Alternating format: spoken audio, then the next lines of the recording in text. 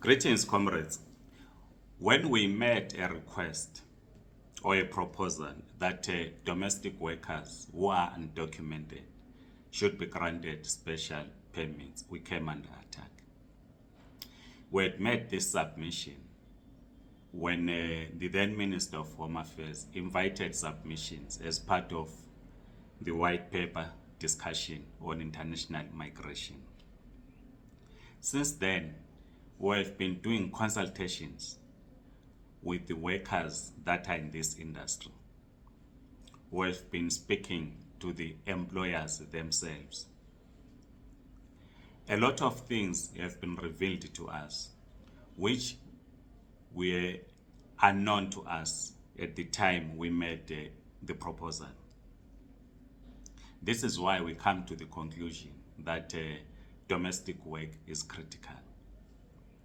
What we have come to understand is that domestic work, in the most of cases, is not about one getting to the house, which is their workplace, doing the cleaning, preparing meals, doing laundry. It goes beyond that.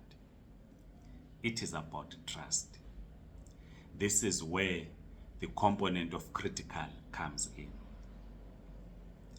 Some employers that we spoke to, they are saying to us that they are too busy because of their work, the businesses that they run, and cannot even have time to do shopping. They depend on their domestic workers to do shopping for them. This means a domestic worker is then given a bank card to do the shopping. So the domestic worker keeps the bank card, has access to the finances of the employer. But because of the trust that he has developed over the years, the domestic worker does not run away with the bank card. You can imagine giving someone your bank card. They discover that you have 300,000 in the bank card. And we know what money does to all of us. But you have domestic workers that have resisted this temptation, to borrow from the Christian word. They have resisted this temptation to abuse the finances or to even withdraw the money and run away. So the fact that there is this trust, it means this becomes critical. Of course, a critical work is defined academically in terms of one's certificates, whether the skills are available. And then naturally, a domestic worker cannot, in that context, be said to be critical, because any person can do work.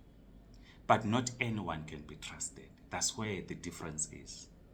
It is not everyone that can be trusted to an extent that they keep their employer's card and not run away. Remember, this person is undocumented.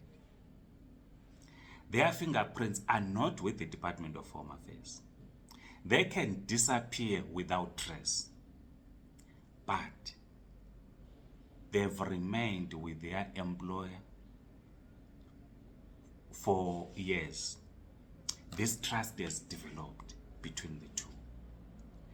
And by the way, when we made the proposal, we said they are paid below minimum wage. This category of domestic workers that we are talking about is not being paid below minimum wage. They are paid above minimum wage because of the trust that is developed. But the challenge is that they are not documented. I remember some few years back, just after the announcement that the Zimbabwe exemption permit was not going to be extended, government said it was going to continue with the ZEP. I was talking to one comrade who's a minister. Like I always say that we do talk to politicians across political divide. But we cannot give details and start name dropping in public platforms. But this minister was saying to me that after Cabinet had taken a decision not to renew ZEP, they discovered, this minister says to me, they discovered that one of their elderly comrades, who was in exile, who contributed to the struggle against apartheid, was ill. He had developed this bond with a domestic worker who also trained in caregiving.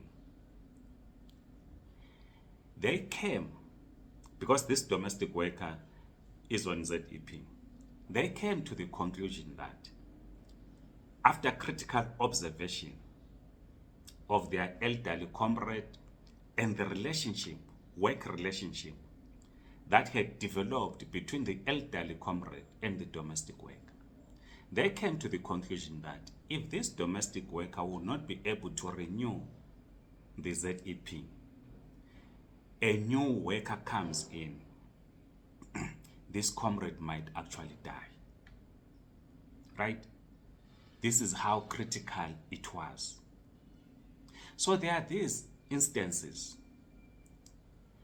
Like I have said, that it is not about cleaning the house. It is not about doing laundry. It is not about preparing kids to go to school. It's a bond that has developed over the years. There's this understanding. But in the most of cases, then these domestic workers are not documented. And they will not be documented because the law says it is not a critical skill to work as a domestic worker. We speak to journalists, some journalists, not all journalists, because journalists do not have normal working hours, most of them. And they employ, some of them, they employ migrants as domestic workers. In the middle of the night at 10 p.m., there's a breaking story that they have to rush and cover. They then depend on the domestic work to take care of the family.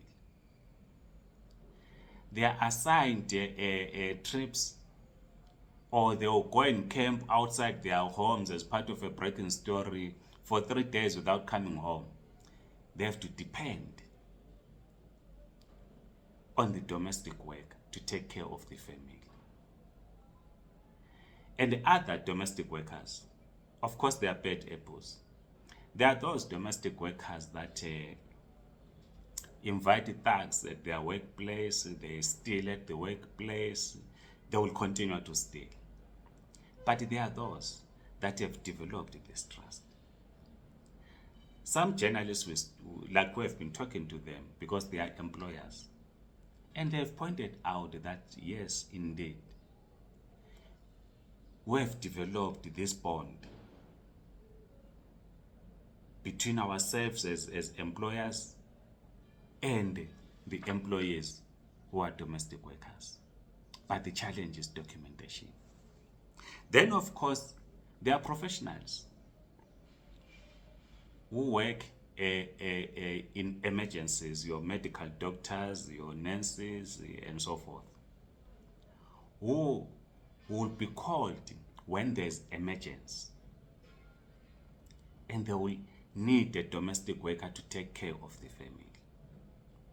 So after doing these consultations, talking to workers, talking to employers, we then came to the conclusion that indeed this is a critical work. In our submission, we made a blanket submission to say grant every domestic work. But we are amending our submission based on the consultations that we've done, that special permits should be granted only to those domestic workers that have worked for one employer for more than 5 years. Surely, when you have someone that has worked for you for 5 years, trust has developed. It is this group of workers that we advocate for. And of course, politicians. And when we talk of politicians, people think that we talk of the ANC. Politicians across the board, opposition parties, and so forth, they spend most of their time not at home.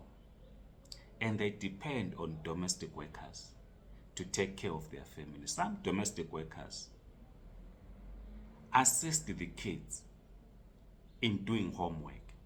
You have those that were trained as teachers either in Zimbabwe or other countries who work as domestic workers. And they provide this service to the kids of their employers. So as we conclude, domestic work in some cases is critical.